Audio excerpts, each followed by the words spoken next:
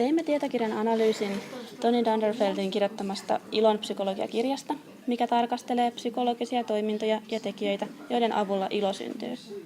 Kirja antaa ihmisille tietoa, miten luoda enemmän aitoa iloa itselle sekä muille. Se käsittelee sellaisia iloon liittyviä asioita, joita ihminen yksilönä pystyy kehittämään ja pienellä harjoittelulla siirtämään myös omaan arkeensa. Teos on julkaistu Jyväskylässä vuonna 2010. Kirja alkaa sisällysluettelolla, jossa on jaettu 5 lukuun. Nämä 5 lukua käsittelevät kirjan aihetta, ilon psykologiaa, kukin hieman eri kantilta. Myös luvut on jaettu pienempiin osiin, kappaleisiin, jotka selkeyttävät selvästi kokonaisuutta. Sisällyksen jälkeen kirja siirtyy varsinaiseen tekstiin, mikä alkaa kappaleella nimeltä alkusanat. Alkusanat kappaleen tarkoitus on johdatella lukija aiheeseen ja antaa hänelle lisää tietoa itse aiheesta sekä siitä, miten kirjoittaja aikoo aihetta käsitellä. Kirjan lopetus on puolestaan melkein suoraa jatkoa käsittelykappaleelle. Lopetuskappale, sisäinen valo, kokoaa kirjan aiheen sekä selkiyttää kirjan sanomaa. Kirjan alun ja lopun välissä ovat käsittelykappaleet. On siis 5 lukua, jotka jakautuvat pienempiin osiin, eli 5-8 käsittelykappaleeseen. Kappaleet ovat melko lyhyitä ja niissä kerrotaan tiiviisti kaikki se, mikä on tarpeellista. Osassa kappaleista on myös harjoituksia, joiden tarkoituksena on tehdä lukemista kiinnostavampaa ja samalla kehittää ihmisen omia psykologisia ominaisuuksia edistäen aivan uudenlaisen elämän ilon saavuttamista. Joissain kohdissa kirjaa on myös osia, joissa kirjailija on listannut joitakin asioita. Tämä puolestaan tuo tekstiin hieman rennompaa otetta ja myös selkeyttä. Itse kirjoittajan kirjoittaman tekstin päätyttyä lopussa on välillistä muista samantapaista PS-kustannuksen teoksista. Teoksissa on paljon pääotsikkoja ja alaotsikkoja.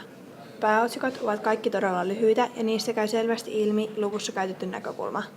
Ne ovat hyviä johdattelemaan aiheeseen ja samalla ne kokoavat seuraavissa käsittelykappaleissa käytön asian hyvin vain muutamalla sanalla. Alaotsikoista osa on kysymyksiä ja osa huudahduksia. Suurin osa on kuitenkin toteamuksia tai ihan vain sanoja, joilla on jokin merkitys. Alaotsikot ovat myös lyhyitä, mutta siitä huolimatta ne onnistuvat herättämään lukijassa kiinnostusta ja kysymyksiä. Otsikot ovat siis informatiivisia, vaikka vasta itse tekstin luettua otsikosta saa kunnollisen käsityksen siitä, mitä kirjoittaja haluaa viestittää. Pääotsikoita on 5 ja alaotsikoita on 30. Muutamassa kohtaa kirjaa myös varsinaisten alaotsikoiden alle on tehty muutamia otsikoita selkiyttämään tekstiä entisestään. Otsikot ovat tekstissä suuressa osassa, sillä ne tekevät tekstistä kiinnostavamman.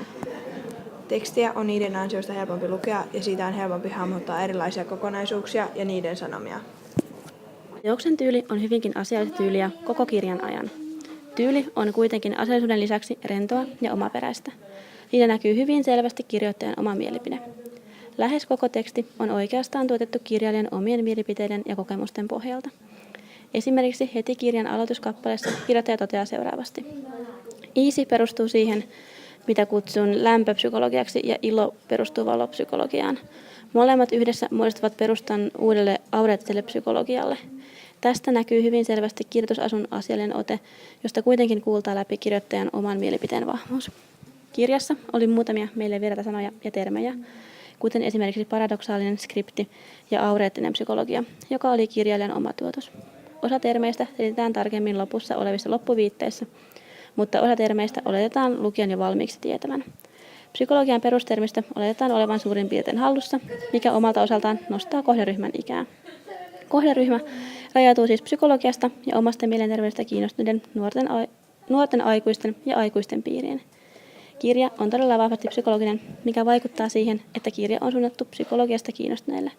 Lisäksi hieman vaikeampi sanasto ja tulkinnanvaraisuus edellyttää hieman korkeampaa ikää, mikä puolestaan taas nostaa kirjan aikuisten kirjahyllyille.